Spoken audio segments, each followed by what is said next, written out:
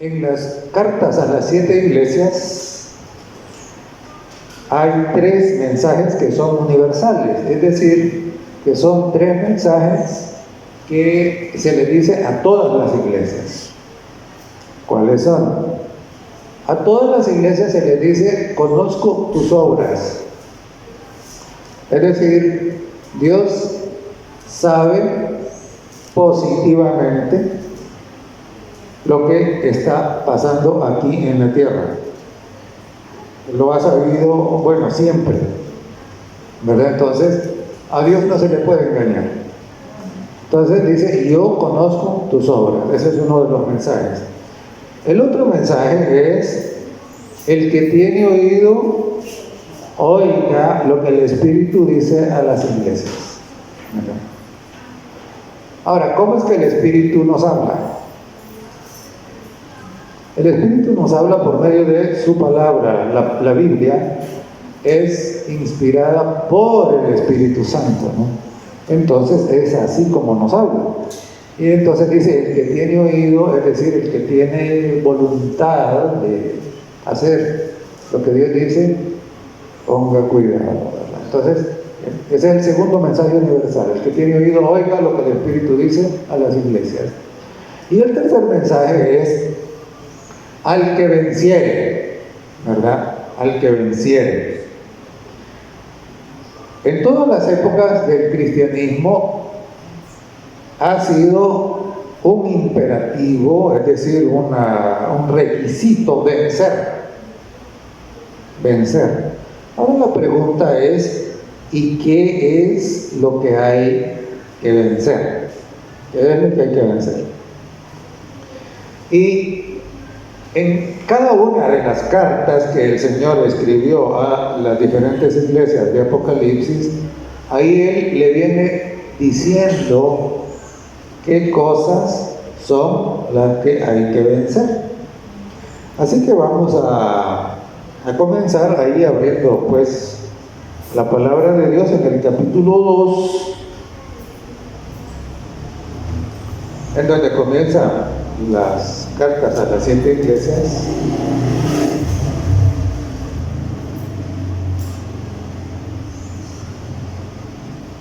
Y vamos a ver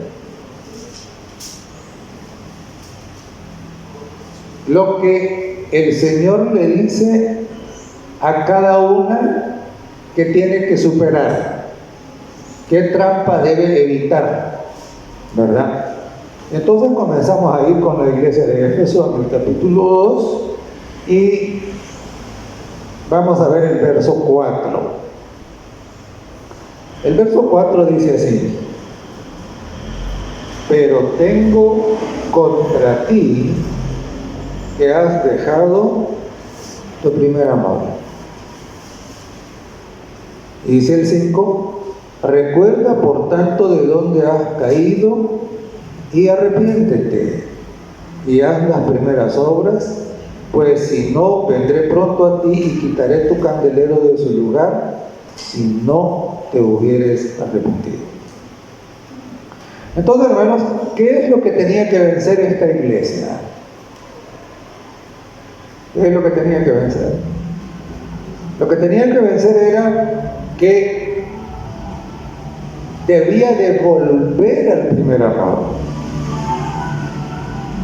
¿Y qué era lo que estaba pasando?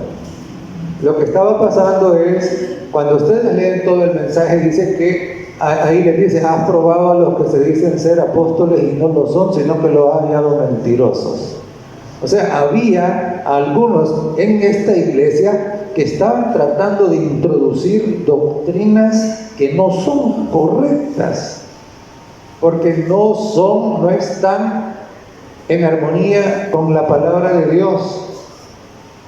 ¿Y eso qué había causado? Eso lo que había causado es división en la iglesia, ¿verdad?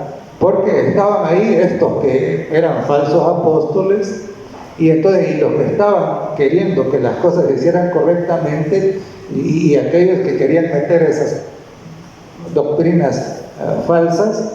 Entonces entraron ¿en qué? Entraron en en una división. Y entonces el amor original que había reinado en ellos comenzó a ¿qué? Por causa de la división comenzó a ¿qué? A bajar, ¿verdad? Y entonces además, debido a eso, había todo ese grupo que había dejado de amar la palabra de Dios y entonces había aceptado esas doctrinas equivocadas.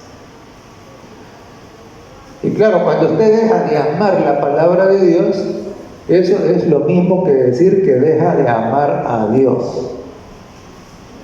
Porque usted no desprecia la palabra de alguien a quien usted ama. Entonces, estaban dejando de amar la palabra de Dios, estaban dejando de amar a Dios y estaban dejando de amar al prójimo por la división que tenían, ¿no? Y entonces el Señor les dice que ustedes han dejado su primer amor. Arrepiéntanse y vuelvan al estado original, ¿verdad? Y hermanos, es interesante, ¿sabe? Porque hoy a veces pasa algo parecido. A veces hay situaciones en las que hay personas que escuchan a un predicador y el sermón los impacta emocionalmente. Y entonces vienen ellos y aceptan al Señor y comienzan y como con gran fervor y todo, y vienen a la iglesia y ¿qué? Pero a medida que va pasando, debido a que no se alimentan, ¿qué pasa con ellos? Van decayendo, hasta que un día ya no vienen. ¿Y cómo le llamamos a eso nosotros aquí en estos países? ¿Sabe cómo le llamamos a eso? Llamarada de tusa. Es decir, usted pone la tusa en el fuego e inmediatamente la tusa ¿qué? Hace una gran llama. ¿Pero qué? No dura, se apaga rápido. Y hermanos, para la gente que está en la condición en que estaba la iglesia de Éfeso, el Señor dice, hay que vencer eso, no hay que ser llamarada de tusa, sino que hay que mantener vivo el amor por Dios, el amor por su palabra y el amor por el prójimo. ¿Estamos entendidos? Entonces, vencer significa eso, en este caso significa no ser llamarada de tusa, ¿verdad? Sino asegurarse de que el fuego del amor no se apague, sino que se mantenga encendido hasta que Cristo venga por segunda vez. Luego tenemos la advertencia que le hace en realidad a la iglesia de Esmirna no le hace ningún reproche, pero sí le dice que hay que vencer. Y vamos a mirar en qué consiste vencer para la iglesia que estaba en esa situación. Veamos el verso 10. Dice, Apocalipsis 2:10, dice así: no temas en nada lo que vas a padecer. He aquí el diablo echará a algunos de vosotros en la cárcel, para que seáis probados, y tendréis tribulación por 10 días. Sé fiel hasta la muerte, y yo te daré la corona de la vida. Esta era una iglesia que estaba en una condición espiritual bastante buena, porque el Señor no la reprende por nada. Pero el Señor le dice, deben mantenerse fieles, a pesar de las tribulaciones, porque ese era un tiempo donde había persecución, y aquí dice que Satanás lo había pedido, ¿no? Y que iba a meter a algunos en la cárcel. Y entonces vencer para esta iglesia significaba que a pesar de la persecución, a pesar de las pruebas, ellos debían de ¿qué? De ser fieles. Eso es lo que les dice: sé fiel hasta la muerte, y yo te daré la corona de la vida. Entonces, la llamada de atención, vencer para Éfeso, ¿qué era?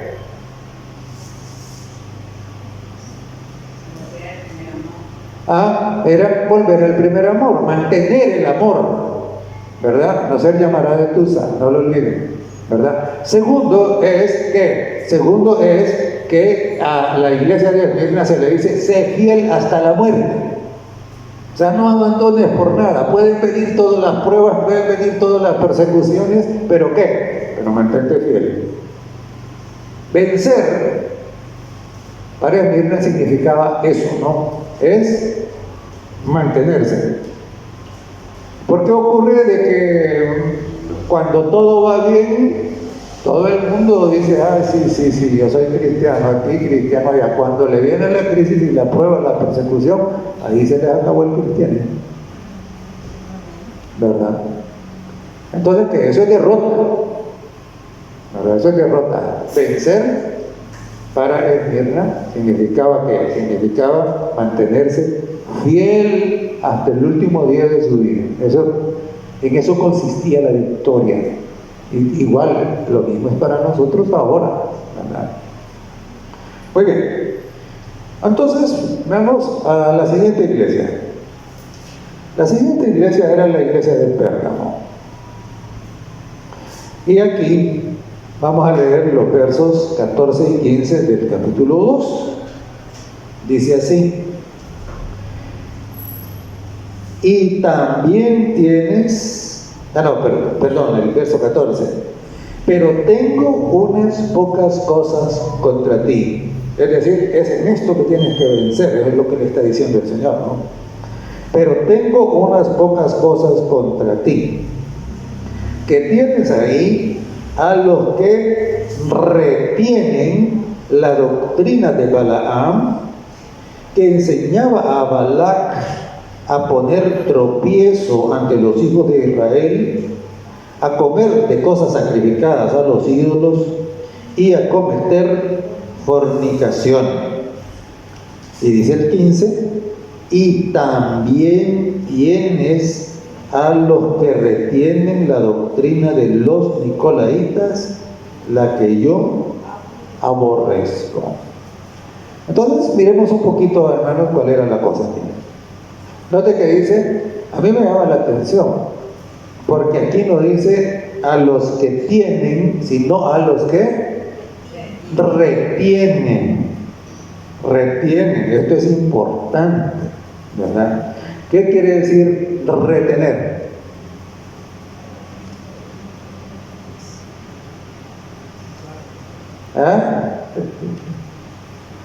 Retener quiere decir que lo tienen ahí y no lo quieren soltar, ¿verdad? Entonces ocurre que en este tiempo lo que había pasado es que habían entrado en la iglesia algunas personas que seguían, que se negaban a abandonar algunas doctrinas de esas que habían aprendido en el mundo. Y hermanos, cuando uno viene a la iglesia, uno tiene que renunciar a todas esas ideas que le habían metido a uno desde chiquito y creer lo que dice la Biblia, ¿verdad? Y creer lo que dice la Biblia, porque eso es la palabra de Dios, eso es la voluntad de Dios. Y claro, En estos países la mayoría, algunos tienen el privilegio de que ya han nacido en la iglesia verdadera y desde chiquitos se les ha venido enseñando la verdad, estos niños por ejemplo, ¿no? Pero la inmensa mayoría no. A la inmensa mayoría lo que se le ha enseñado es que son cosas que son mentiras. Y algunos quieren venir a la iglesia, estar en la iglesia y seguir reteniendo esas cosas, ¿verdad?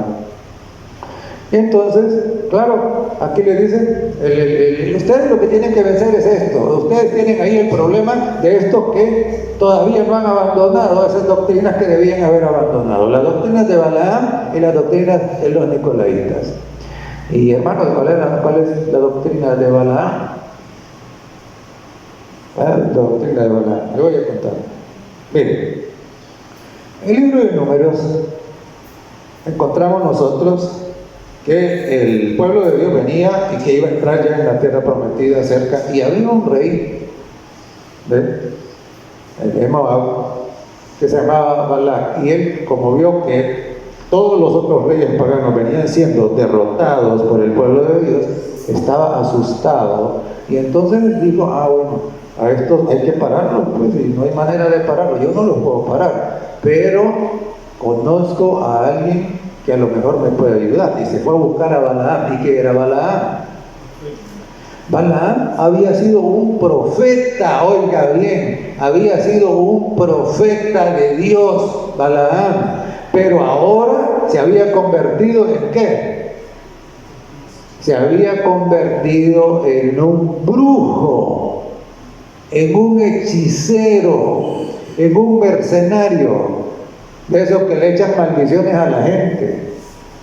En eso se había convertido. Y entonces viene este rey y le dice, te voy a dar un montón de cosas, pero maldice a ese pueblo para que no pueda venir hasta aquí. Y entonces Balaam intenta maldecir al pueblo. ¿Y lo pudo maldecir? No lo pudo maldecir. ¿Por qué? Porque está escrito que nadie puede maldecir al que Dios bendice. A mí me da tristeza cuando hay algunos hermanos aquí o en las iglesias que dicen, ay no, que me han hecho mal, que no sé qué, hermano, olvídese de eso. Si usted está a cuenta con Dios, nadie le puede hacer nada de hechizos ni nada. Aquí. Y entonces el hechizo no le funcionó, porque en vez de maldecirlo, lo bendecía. Pero note ahora. Y entonces viene Balac y le reclama a Balaam y le dice, bueno, si te he contratado para que lo maldigas, no para que lo bendigas. Y entonces, ¿qué? ¿Cuál es el plan B? El plan A no había funcionado. ¿Cuál es el plan B?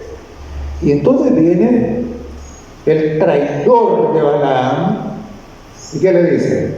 Bueno, le dice, es que la maldición no le cae porque ahora ellos están bien con Dios, lo que hay que hacer es apartarlos de Dios.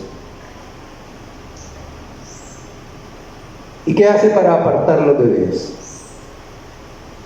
¿Sabe qué hace? Organiza un culto que se parecía más a un baile que a un servicio religioso. Y entonces las muchachas fueron a invitar a los varones de Israel a que fueran con ellas a adorar. Y claro, y recuerden, ese culto se parecía más a un baile de esos que se hacen ahí en las calles. Y entonces con esa música, pero ellos decían que estaban adorando. Y eso, ¿qué hizo? Los hizo caer ¿en qué? En fornicación con las muchachas. ¿Y por qué cayeron en fornicación? Porque esa música es carnal. Y hermanos, ahora abundan las iglesias en donde usted no distingue si eso es un baile o si es un culto. ¿Por qué? La música es carnal. ¿Eso es parte de qué? Eso es parte de la doctrina de Balaam. ¿Estamos entendidos? Y entonces, claro, ¿verdad? Es cómo se une el gobierno, que era el Balac, el rey, se une con la religión para promover, ¿qué? Para promover estos cultos emocionales, para apartar a la gente del Dios verdadero. Y es interesante, hermanos, porque a veces hay grupos religiosos donde lo que les importa no es la palabra, sino la música. Y dicen: ay, no, yo ahí no voy porque las alabanzas son muy tristes. Mejor voy allá donde me prediquen mentiras, pero ahí la música sí es alegre. Doctrina de Balaam. Hay que vencer eso, dice el Señor. Pero también estaba la doctrina de los nicolaitas, que también se había colado ahí, y esto no la querían abandonar. ¿Y qué era la doctrina de los nicolaitas? Mire, los nicolaitas creían de que nosotros tenemos cuerpo y tenemos alma. Eso creían. Hermano, la Biblia dice que nosotros somos un alma, no que tenemos un alma. Alma lo que significa es ser vivo que respira. Adán, cuando fue hecho y estaba ahí, mientras no respiraba, era un cuerpo. Y se convierte ¿en qué? En un alma viviente o en un ser viviente cuando Dios le da el aliento. Entonces, recuerde bien, alma lo que significa es ser vivo, significa ser que respira. ¿No entendidos? Pero estos pensaban de que una cosa era el cuerpo y que otra cosa era el alma, y que el alma podía salir del cuerpo y andar volando y todo. ¿Y qué decían ellos? Ellos decían: si le entregamos el alma a Dios, ya no importa nada lo que hagamos con el cuerpo. Imagínense qué terrible. Ya no. Una vez que ponemos nuestra fe en Dios, las obras no importan, podemos hacer cualquier cosa. Hermanos, ¿y esa doctrina de los nicolaitas todavía existe? Claro que sí. ¿Cómo? Salvo siempre salvo. Doctrina de los nicolaitas. Ya acepté, ya estuvo, no importa lo que yo haga, ya nadie me puede quitar la salvación. Doctrina de los nicolaitas. ¿Estamos entendidos? Entonces, algunos dicen que habían entrado en la iglesia y no querían abandonar esos errores. Pero el Señor dice: mire, si quiere vencer, abandone esos errores y crea lo que dice la Biblia. La Biblia dice que el único inmortal es Dios y que nosotros somos ¿qué? Somos un alma viviente. En el momento en que ya no respiramos, ya no somos alma. ¿Estamos entendidos? Ok. Entonces le dice pues de que abandonen eso. No pueden vencer mientras retengan esa doctrina. Muy bien, seguimos adelante y ahora vamos a ver lo que tiene que vencer en el caso de la iglesia de Tiatira. Apocalipsis capítulo 2 y el verso 20.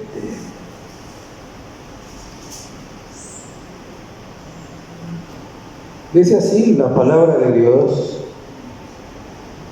pero tengo unas pocas cosas contra ti, que toleras que esa mujer, Jezabel, que se dice profetiza, enseñe y seduzca a mis siervos a fornicar y a comer,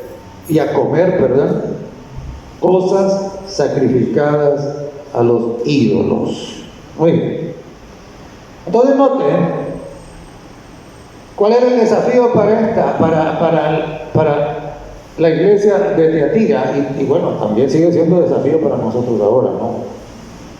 Es que dice que hay que vencer todas esas cosas relacionadas con Jezabel. ¿Quién era Jezabel? Primero, dice el verso, ¿quién tolera? Dice que esa mujer Jezabel. ¿Qué representa una mujer, hermanos? En el simbolismo del Apocalipsis. Una iglesia. Entonces aquí está diciendo que hay una iglesia, y dice que esta iglesia se parece a lo que hacía Jezabel, ¿verdad? Y por eso le llama así. ¿Y qué era Jezabel en la historia sagrada? Miren, encontramos nosotros el caso de Jezabel en el libro de Primera de Reyes, a partir del capítulo 16, y sigue durante la vida de Acab hasta el capítulo 20. Y todavía más adelante también hay en Crónicas. ¿Cuál era el punto, hermanos? El punto era el siguiente. Miren, recuerde usted que el reino se dividió cuando Salomón murió. Y entonces dos tribus quedaron en el sur, la tribu de Judá y la tribu de Benjamín, y las otras 10 tribus fueron al norte. Entonces el reino del norte comenzaron a llamarle Israel, y al reino del sur comenzaron a llamarle Judá. ¿Y qué sucedió? En el reino del norte, los reyes, para mantener a la gente que no volviera al sur, a Judá, a adorar en el templo, ¿qué hicieron? Comenzaron a promover una religión que era una religión corrompida, ¿verdad? Y entonces de todos esos reyes, de repente, pues sí, llega a reinar uno que se llamaba Acab. Y a mí me llama la atención porque dice ahí en el capítulo 16 de Primera de Reyes que Acab fue hijo de Omri. Y cuando describe a Omri, dice que Omri había hecho un montón de cosas malvadas como nadie había hecho hasta el reinado de él. Y este era el papá de Acab.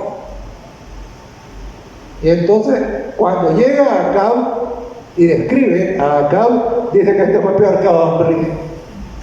Imagínese usted, qué terrible. Y claro, dentro de todas esas apostasías que hizo el rey Acab, se le ocurre ir a casarse ¿con quién? Con la hija del rey de la zona esta de Tiro y de Sidón. Se va a casar, y ese rey era el que las profecías dicen que era como el que había reproducido el carácter de Satanás. Es como que Acab se fuese a casar con la hija de Satanás prácticamente, algo así. Imagínense usted qué esposa fue a buscar una bruja. ¿Le suena Jezabel? Que promovía, era una sacerdotisa que promovía el culto idolátrico a Baal y a Astarte. Astarte era una diosa. Esto es importante, hermanos. Astarte o Acera. Uno le llamaban de un modo y otro le llamaban para la misma. Astarte o Acera. Una diosa. Las diosas no existen, hermanos. Ninguna mujer debe ser adorada, ni ningún ser humano, solo Dios. Y entonces, ¿qué ocurre? Se casa Jezabel con Acab y ahora viene ¿qué?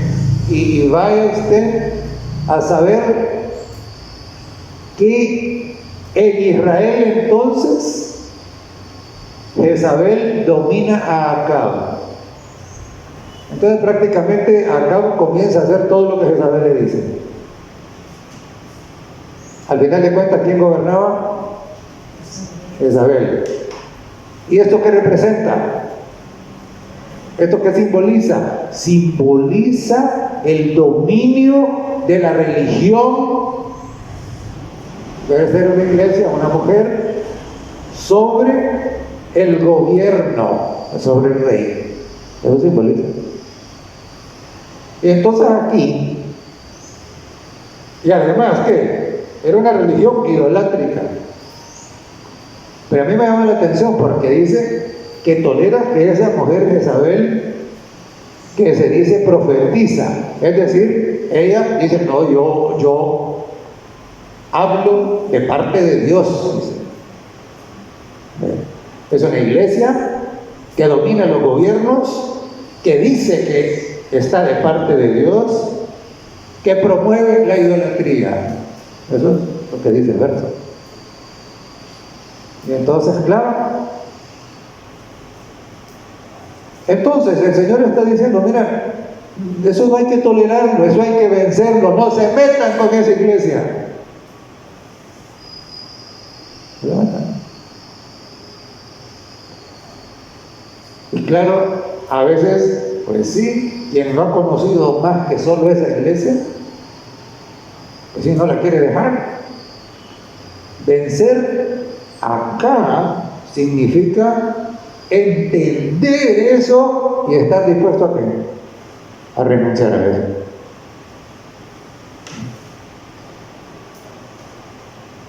Así que, hermanos, es importante entender qué era vencer aquí. Es renunciar precisamente a cualquier religión que promueve la idolatría, a cualquier religión que se mete en política para controlar los gobiernos. Y a mí me llama la atención porque dice, tú toleras que esa mujer Jezabel que se dice profetiza, dice seduzca. ¿Qué quiere decir seducir? ¿Qué se necesita para seducir? ¿Qué es eso? ¿Ah? Quiere decir que es atractiva. ¿No? Seducir es una palabra que tiene que ver porque dice que les enseña a qué, a fornicar. Entonces, claro, nadie puede meterse con otro si no lo seduce primero. Es decir, que esta iglesia que busca controlar a los gobiernos, que promueve la idolatría, que dice que habla de parte de Dios, es atractiva. Es atractiva. Hay gente que dice, ay, mire, qué hermosura de gente, dice. O qué hermosura de templos.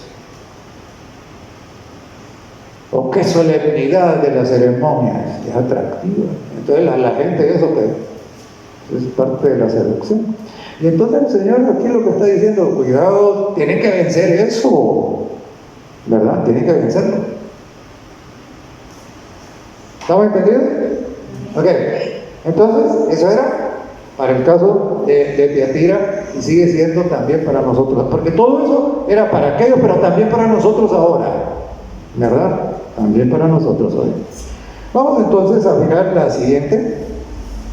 La siguiente encontramos ahí en Apocalipsis, el capítulo 3. Apocalipsis, capítulo 3 y el verso 1. Dice, escribe al ángel de la iglesia en Sardis. El que tiene los 7 espíritus de Dios y las 7 estrellas dice esto: yo conozco tus obras, que tienes nombre de que vives y ¿qué? Y estás muerto. Sé vigilante y afirma las otras cosas que están para morir, porque no he hallado, ¿qué cosa? Tus obras perfectas delante de Dios. Ahora, entonces, hermano, veamos aquí. Sardis. Mire, Sardis corresponde al tiempo en el que nacen las iglesias protestantes. ¿Y en qué consistía la protesta? La protesta consistía en que ellos habían descubierto ¿de qué? De que había un montón de enseñanzas en la religión que no tenían nada que ver con la Biblia. Que era la idolatría, que era engaños, esto de que el alma sigue viva después de que alguien se muere. Hermano, de eso, cuando alguien se muere, el alma se muere, porque uno es el alma, ¿verdad? Y entonces comenzaron y dijeron, no, esto de que uno puede comprar la salvación con dinero, o puede comprar la salvación de los demás que ya se murieron pagando. Todo esto es mentira, es falso. Ese es un engaño. Así que no. Nosotros vamos a creer únicamente en la Escritura, en la Biblia. Así que protestaron en contra de todos esos errores y por eso se les llamaba protestantes. Y dijeron no, sola Escritura. Solo lo que la Biblia dice. Eso era tener nombre de qué? De que vives. Es decir, nosotros somos cristianos de la Biblia. Pero, miren lo que dice ahí: no he hallado tus obras perfectas delante de mí. ¿Y qué quiere decir eso? Tienes nombre de que vives, pero no es cierto, estás muerto. ¿Y por qué? Porque decían creer en la Biblia, pero no obedecían la Biblia. No. Un ejemplo. ¿Qué dice la Biblia? Acuérdate del día, ¿cuál? Del séptimo día para santificarlo. Ese es el reposo ordenado por Dios en la Biblia. Y todos ellos que guardaban el domingo decían que obedecían la Biblia, que son la Escritura, sin embargo, ¿qué estaban haciendo? Guardando tradiciones humanas. Tiene nombre de que vives, pero estás muerto. Y por eso el Señor le dice: no hay hallado sus obras perfectas delante de mí. Ustedes dicen que tienen fe, pero no tienen fe. Porque el que tiene fe es obediente. El que tiene fe hace lo que yo digo, dice el Señor. No he hallado tus obras perfectas delante de ti. Si quieres vencer, afirma las cosas que están para morir. Eso que has venido abandonando, recupéralo. Recupera la Biblia, recupera la Escritura, vuelve. Eso es vencer, ¿verdad? Y entonces, claro, comenzaron a enseñar que lo que los gnósticos enseñaban, de que el alma es inmortal, que el hermano que se muere hoy está en el cielo. Mentira, hermanos. No es así, eso no es lo que la Biblia dice, ¿verdad? Comenzaron a enseñar de que Dios viene y dice: esta mujer se va a salvar, no importa lo que haga, yo lo decido. Y esta otra, ninguna de estas que están aquí. Y esta otra se va a condenar porque a mí me da la gana. Eso se llamaba como predestinación. Hermano, no es así. La Biblia no enseña eso. La Biblia dice que nosotros nos vamos a salvar si nosotros aceptamos a Cristo. Es una decisión de nosotros. Pero estos comenzaron a enseñar esas cosas. Por eso es que tenían nombre de que viven, pero ¿qué? pero estaban muertos. Entonces el Señor les dice, tienen que vencer, tienen que afirmar las cosas que están para morir. Esto que ustedes han abandonado, tienen que recuperarlo. Tienen que vencer. La victoria significaba ¿qué? Significaba que lo que ellos decían correspondiera con lo que ellos hacían. Porque si yo digo que soy cristiano, yo tengo que seguir el ejemplo de Cristo.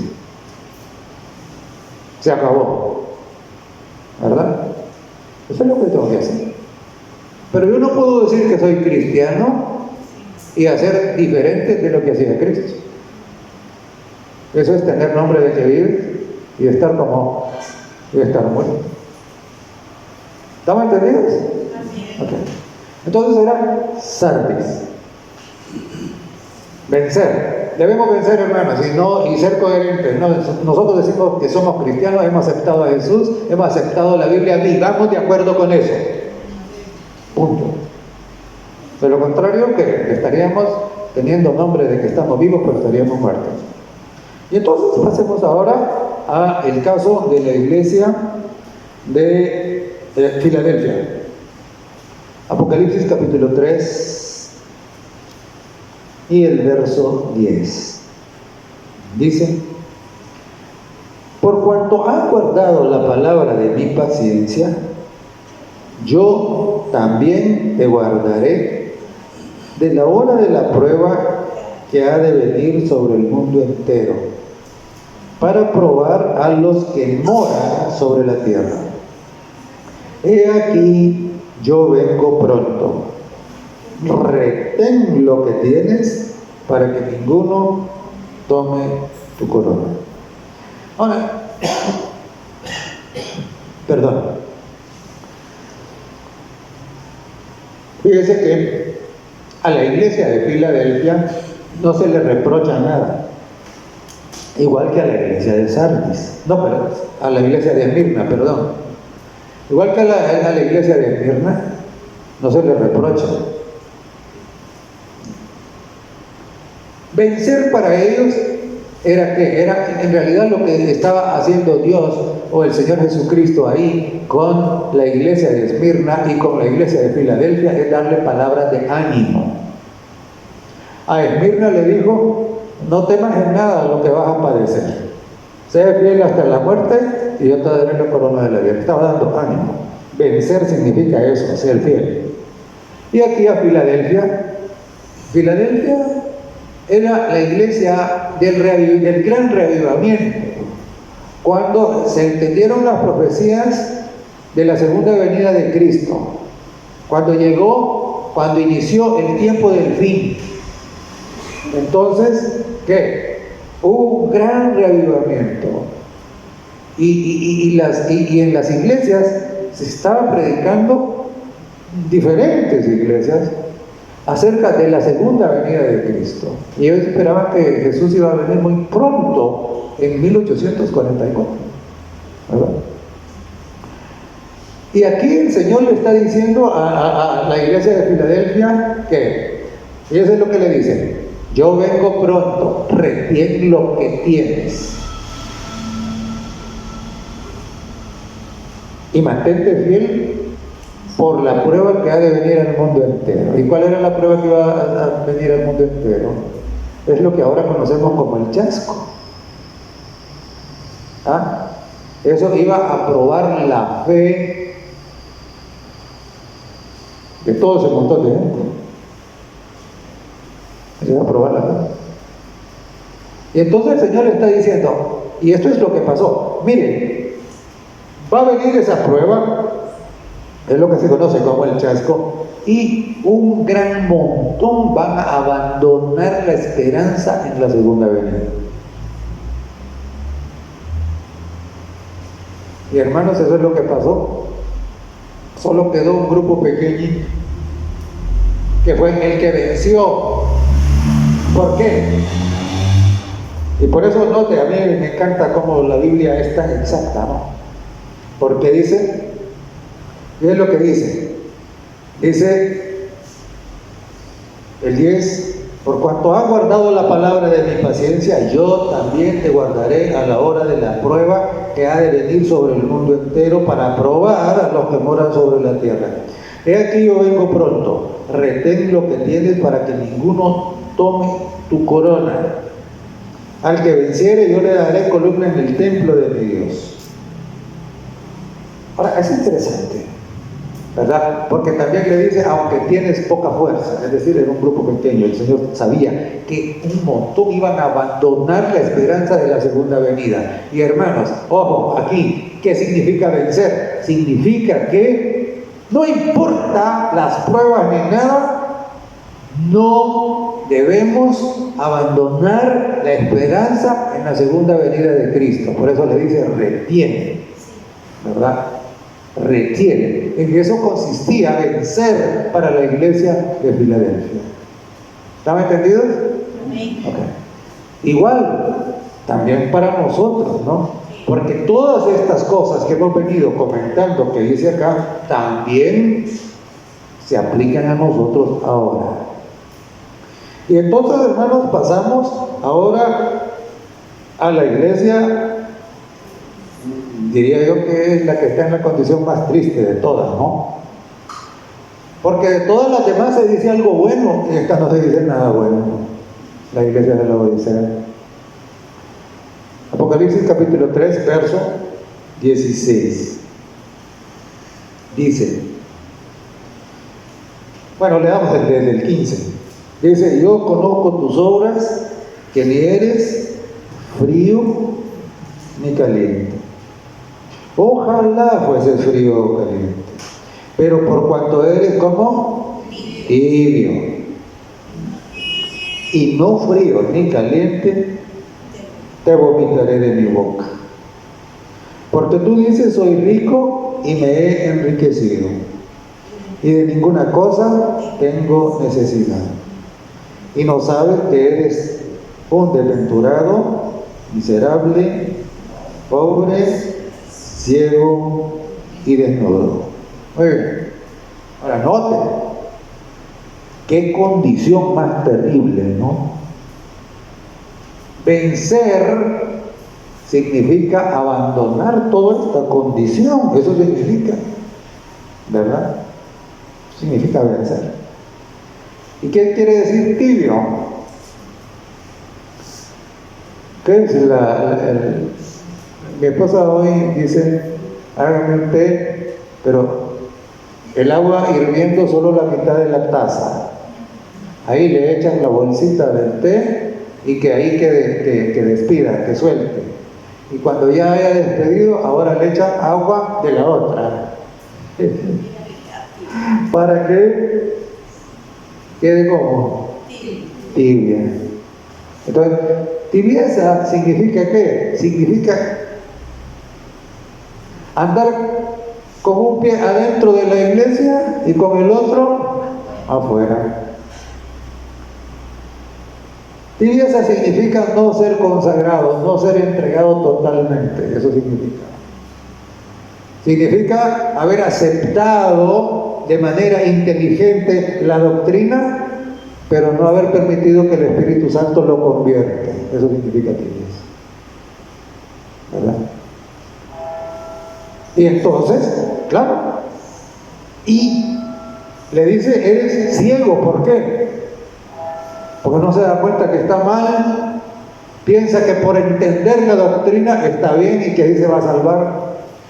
Hermano, el diablo se puede ver la doctrina y se va a perder, ¿verdad? Se va a perder. Y entonces la iglesia de la Odisea dice, no, nosotros sabemos la verdad, tenemos la verdad, sí, pero no la viven. Esa es la tibieza. Y entonces dice, miserable, date cuenta que estás perdido. Conocer la doctrina no basta. Tenés que cederle tu vida al Espíritu Santo y abandonar la tibieza. Eso es vencer, es consagrarse, es renunciar definitivamente al mundo. Eso es. Porque dice, Estás desnudo. Estar desnudo quiere decir que no tiene las vestiduras blancas que son necesarias para entrar en la Nueva Jerusalén. Y allá en el capítulo 19 de Apocalipsis dice que las vestiduras blancas son las obras, las acciones justas de los santos, es decir, que son obedientes, pues, ¿verdad? Entonces, hermanos, esa es una situación terrible. Hay que vencer eso. De lo contrario, yo puedo decir que estoy esperando la segunda venida, pero mi vida dice otra cosa.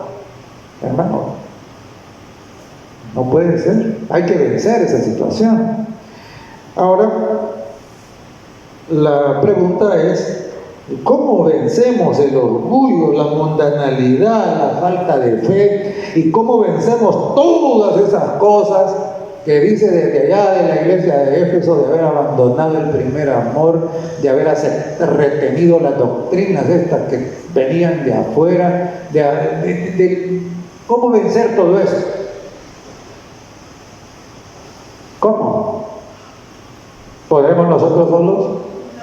No, no podemos. Y por eso es que en el verso 20 del capítulo 3 de Apocalipsis, ahí aparece nuestro Salvador. ¿Y qué dice? He aquí, dice, yo estoy a la puerta y llamo. Ahora note lo que dice. Si alguno abre la puerta. ¿Eso qué quiere decir? Quiere decir que el que decide es usted. Dios no lo va a salvar a la fuerza como aquellos allá de Sardis que tienen nombre de que viven pero están muertos.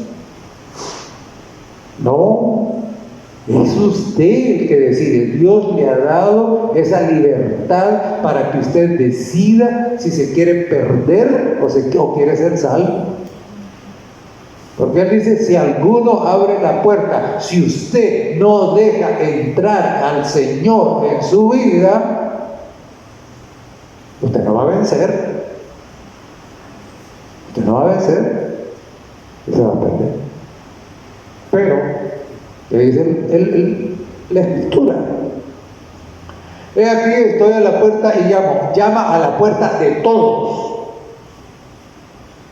De todos. Si alguno abre la puerta, o sea, hay que darle la oportunidad. ¿Qué va a hacer el Señor? Dice, entraré a Él. Mire qué lindo, ¿no? Es decir, el Espíritu Santo va a venir a su mente y se la va a limpiar, ¿eh? Lo va a transformar, lo va a purificar, lo va a hacer nacer de nuevo. Usted puede antes haber sido un loco, mundano, pero cuando deje entrar al Señor y el Espíritu Santo hace esa obra en su vida, eso lo va a convertir ¿en qué? En un santo, ¿verdad? Y entonces, ahora, cuando eso pasa, ya no va a ser miserable, pobre, ciego y desnudo. No, habrá vencido. ¿Y entonces qué? Entonces usted estará listo para qué. ¿Qué dice el texto? Entraré a Él y luego ¿qué dice? Cenaré con Él y Él conmigo. ¿De cuál cena está hablando aquí? De la cena de las bodas del Cordero, la que se va a llevar a cabo en el cielo. Allá en el capítulo 19 dice, bienaventurados los llamados a la cena de las bodas del Cordero. Los llamados a la cena de las bodas del Cordero son los que han vencido. Son los que han abierto la puerta para dejar entrar al Señor. Son los que le han permitido al Espíritu Santo que les haga nacer de nuevo, que los haga nuevas criaturas. Son los que decidieron desechar todas las doctrinas que antes habían creído y que eran mentiras. Son aquellos que se han consagrado para vivir de acuerdo a lo que la palabra de Dios dice, porque aman al Señor sobre todas las cosas. Esos son los que han vencido. Esos son, ya no son tibios. Ya no, nadie puede ser tibio cuando el Espíritu Santo toma el control de su vida. Nadie. Nadie. Entonces, estos son los que han vencido. Y a estos el Señor les dice: cenaré con Él y Él conmigo en la cena de la boda del Cordero. Entonces, hermanos, bendito Dios que todavía hay oportunidad. Todavía. Muy pronto la oportunidad se terminará. Muy pronto. No sabemos el día. Pero cuando miramos todo lo que está pasando, entonces sabemos de que Jesús vendrá. Y un tiempito antes de que Él venga, la oportunidad de arrepentimiento se va a terminar. La gracia va a llegar a su final, la oferta de la gracia. Por eso es importante que nosotros decidamos entregarle la vida al Señor Jesucristo ahora. Que nosotros decidamos consagrarnos al Señor ahora. Porque igual, aunque Cristo no venga el próximo año ni el siguiente, pero usted se puede morir. Y si se muere sin haberse entregado a Cristo, no venció. Mire, cuando se muere alguien que ha vencido, esa muerte no causa dolor. ¿Por qué? Porque sabemos de que va a resucitar cuando Cristo venga. Le vamos a volver a ver y le vamos a ver mejor que como entró en la tumba, porque uno en la tumba entra como todos los defectos que tiene, pero cuando salga ya no va a tener esos defectos, ¿verdad? Entonces, claro, ¿por qué? Porque venció. Hermanos, nosotros no podemos darnos el lujo de ir a la tumba sin vencer, porque el que va a la tumba sin vencer no va a resucitar en ocasión de la segunda venida para ir a la cena de la boda del Cordero. Va a resucitar 1000 años más tarde. ¿Para qué? Para recibir el fuego que le toca, ¿verdad? Pero ¿quién decide eso? Usted lo decide, ¿verdad? ¿Y es una decisión que se toma una vez en la vida? No, se toma todos los días. Todos los días. Por eso a Esmirna y a Filadelfia les dice: retén lo que tienes, sé fiel hasta la muerte. Y así nos dice a nosotros también. Que Dios nos bendiga, hermanos.